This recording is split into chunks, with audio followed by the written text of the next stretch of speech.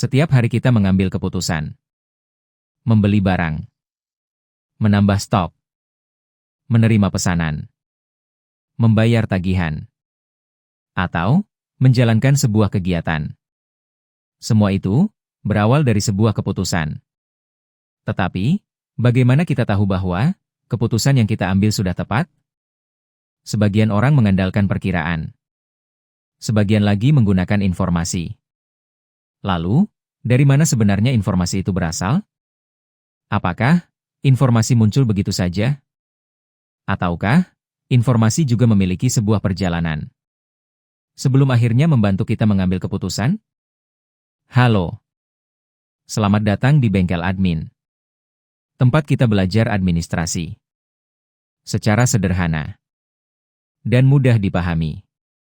Pada season sebelumnya, kita sudah belajar bahwa pembukuan bukan sekadar mencatat transaksi. Pembukuan membantu kita menyusun rencana, melakukan evaluasi, dan mengambil keputusan. Tetapi, masih ada satu pertanyaan yang belum kita jawab. Bagaimana sebuah transaksi bisa berubah menjadi informasi yang akhirnya menjadi dasar sebuah keputusan? Itulah yang akan kita pelajari pada season ini. Mari kita mulai.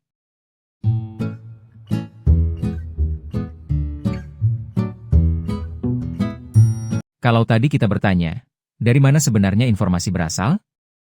Jawabannya, bukan dari laporan, bukan dari dashboard, dan bukan pula dari grafik. Semuanya berawal dari sebuah aktivitas. Misalnya, seseorang membeli barang, menjual produk, menerima pembayaran, membayar tagihan, atau memberikan pinjaman. Kelihatannya sederhana. Bahkan, sering kita anggap sebagai kegiatan sehari-hari. Tetapi, setiap aktivitas itu meninggalkan jejak. Jejak itulah yang kita sebut sebagai data. Semakin banyak aktivitas yang terjadi, semakin banyak pula data yang dihasilkan. Dan, disinilah perjalanan sebuah informasi dimulai. Bukan ketika laporan dibuat, melainkan sejak aktivitas itu benar-benar terjadi. Kalau begitu, bagaimana sebuah aktivitas bisa berubah menjadi informasi? Mari kita ikuti perjalanannya. Bayangkan, ada seseorang membeli satu buah roti di sebuah toko. Bagi pembeli, kegiatan itu mungkin langsung selesai. Tetapi, bagi sebuah sistem administrasi, justru, disitulah perjalanan baru dimulai. Aktivitas pembelian itu dicatat. Waktu kejadiannya dicatat. Barang yang dibeli dicatat. Jumlahnya dicatat. Harganya dicatat. Cara pembayarannya pun dicatat. Semua catatan kecil itu belum menjadi informasi. Mereka masih berupa potongan-potongan data yang berdiri sendiri. Tugas sistem administrasi adalah mengumpulkan, menyusun, dan menghubungkan setiap potongan data itu, hingga akhirnya memiliki makna. Nah, mari kita lihat bagaimana proses itu terjadi. Perjalanan data yang baru saja kita ikuti hanyalah satu bagian dari sebuah sistem administrasi yang lebih besar. Di dalam sebuah organisasi, ada banyak kegiatan administrasi. Ada pencatatan, pendataan, pembukuan, pelaporan, hingga pengambilan keputusan. Masing-masing memiliki fungsi yang berbeda. Masing-masing dapat berdiri sendiri. Tetapi ketika semuanya disusun dalam sebuah kerangka yang sama, seluruh komponen itu dapat saling terhubung. Di Bengkel Admin, kerangka itu saya sebut ASA. Arsitektur Siklus Administrasi.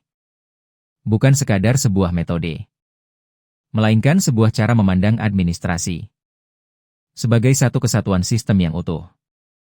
ASA tidak memaksa, ASA memberi pilihan. Setelah melihat blueprint ASA, mungkin muncul satu pertanyaan. Apakah semua komponen itu harus dibuat sekaligus? Jawabannya adalah tidak.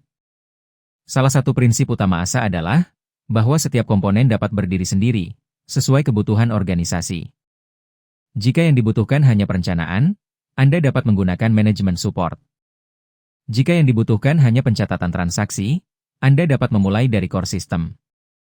Jika yang dibutuhkan hanya aplikasi operasional, Anda dapat membangun operational support. Bahkan jika yang dibutuhkan hanya laporan dan analisis, decision support juga dapat dikembangkan secara mandiri. Artinya, Anda tidak harus membangun seluruh sistem sejak awal. Namun, ketika dua atau lebih komponen mulai dihubungkan, nilai tambah mulai muncul. Data tidak lagi berdiri sendiri. Data mulai saling melengkapi. Semua komponen berkomunikasi melalui slot yang telah distandarisasi dan diparameterisasi. Inilah yang kami sebut arsitektur siklus administrasi atau ASA. Sebuah cara membangun sistem administrasi yang fleksibel, bertahap, dan saling terintegrasi sesuai kebutuhan organisasi. Setelah memahami arsitektur siklus administrasi, mungkin muncul satu pertanyaan. Kalau begitu, dari mana saya harus memulai? Apakah harus membangun seluruh komponen sekaligus? Ataukah cukup memulai dari salah satunya? Jawabannya, tidak ada satu jawaban yang berlaku untuk semua organisasi. Setiap organisasi memiliki kebutuhan yang berbeda. Ada yang lebih membutuhkan sistem pencatatan keuangan. Ada yang lebih membutuhkan pendataan. Ada yang lebih membutuhkan sistem operasional. Ada pula yang lebih membutuhkan laporan sebagai dasar pengambilan keputusan. Karena itu, ASA tidak memaksa Anda membangun seluruh sistem sejak awal. Mulailah dari komponen yang paling Anda butuhkan. Bangun dengan baik. Gunakan secara konsisten. Kemudian, kembangkan secara bertahap, sesuai dengan kebutuhan organisasi. Ketika saatnya tiba, komponen-komponen tersebut dapat dihubungkan melalui slot yang telah distandarisasi dan diparameterisasi. Dengan cara itulah, sistem akan tumbuh secara alami. Tidak perlu membangun ulang dari awal. Tidak perlu mengganti sistem yang sudah berjalan. Cukup menambahkan komponen yang dibutuhkan.